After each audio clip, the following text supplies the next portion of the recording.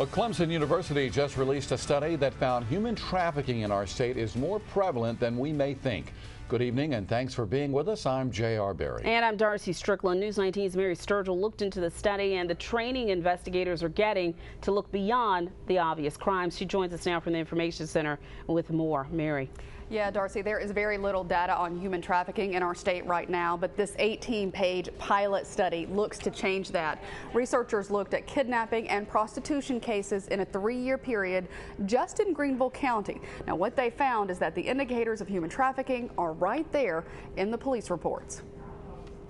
There was a fight involved and he threatened to shoot me, and one of the other girls was beating me up. That is a woman we called Nicole, a human trafficking victim News 19 introduced you to back in May. She says even as an adult, she was threatened and coerced into human trafficking. A recent Clemson University study found that in 20% of kidnapping and prostitution cases, elements of human trafficking were present in the police reports. We Skyped with Dr. Mark Small, the lead researcher.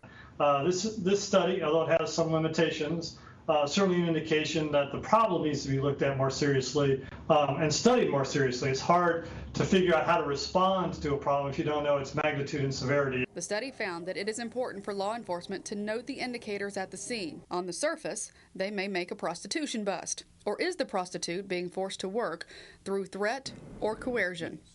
Investigator with the Richland County Sheriff's Office, Brandon Rast, says they are training to look beyond the surface. Do they have a cell phone on them?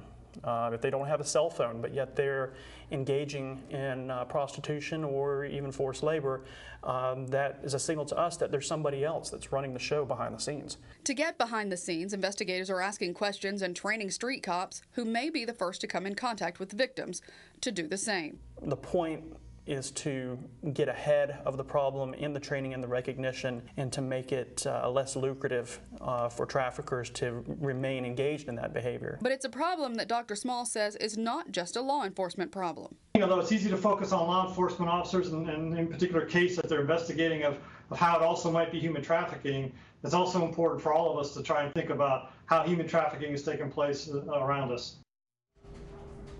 Yeah, that's a very important point. Again, the study just looked at the number of cases from Greenville County alone. Dr. Small has a proposal in, though, to the National Institute of Justice for a larger statewide study.